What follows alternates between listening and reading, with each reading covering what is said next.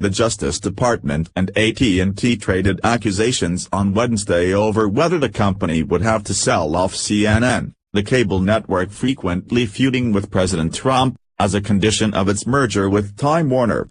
Sources at the Justice Department told The Hill and other news outlets that antitrust officials had rejected an offer from AT&T on Monday to divest in CNN in order to win approval for the $85 billion deal. The sources, who spoke under condition of anonymity, said that the offer did not alleviate their concerns that the deal could potentially harm the public by giving the new company too much power to deliver only the content it produces through AT&T's networks. Advertisement. AT&T CEO Randall Stephenson, however, flatly denied that his company had ever entertained the idea of selling CNN to win approval of the deal. "Until now, we've never commented on our discussions with Dodge.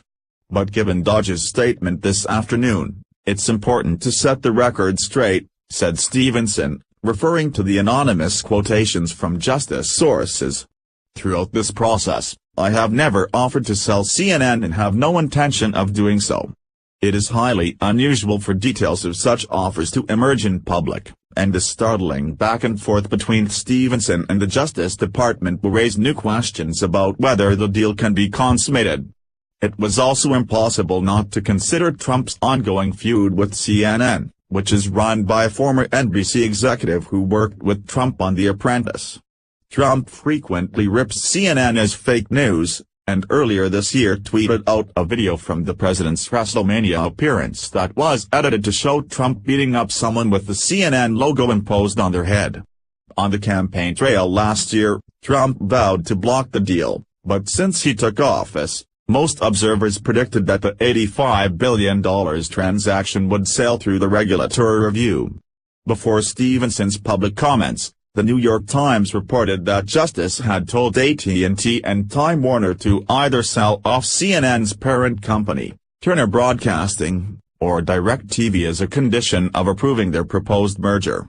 AT&T bought DirecTV in 2015 for $48.5 billion. The Hill sources said that AT&T only offered to sell off CNN and not Turner.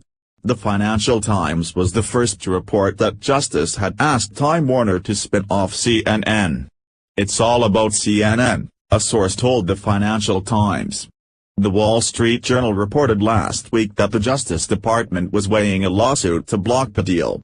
Some Democrats were quick to seize on the latest reports as evidence of political interference by the White House. Presidential power must be used wisely and fairly. "I don't know the details here, but this is worth investigating," Senator Brian Schatz, D. Hawaii, wrote in a tweet.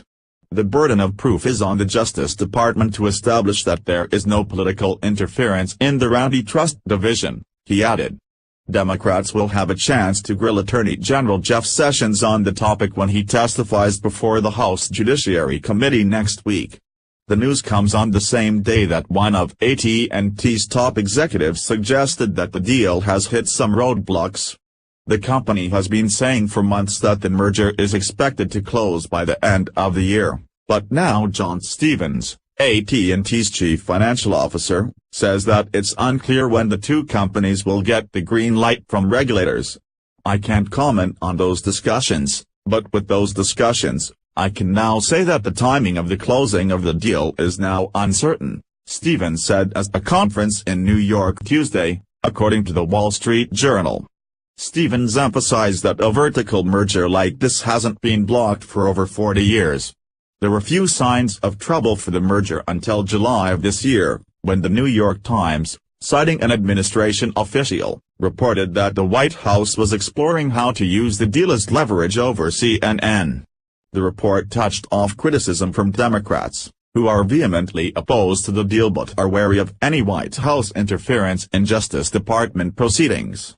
"Although I have raised serious questions about the impact of AT&T's proposed acquisition of Time Warner, Incorporated, the transaction should be judged solely on its impact on competition, innovation, and consumers, not as leverage for political gain," Senator Amy Klobuchar, D. Minnesota, the top antitrust Democrat, wrote in a letter to Attorney General Jeff Sessions over the summer.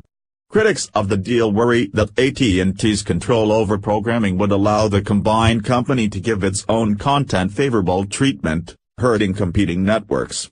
They also argue that the merger could lead to consumers paying higher prices for certain content. In June, a group of Senate Democrats led by Senator Al Franken, D. Minnesota, wrote a letter to Sessions criticizing the deal. In that letter, Democrats warned of potential problems of the merged company owning CNN and argued that no conditions would be sufficient to reduce the deal's potential harm. Allowing one giant company like a combined AT&T Time Warner to control the content available to Americans would threaten the basic principles of our democracy, especially given Time Warner's ownership of key information sources like CNN, the Democrats wrote. With both the incentive and the ability to direct consumers to Time Warner-owned content, AT&T Time Warner could restrict its subscribers' access to alternative viewpoints, such as those offered by competing news outlets like Fox, MSNBC, or Breitbart.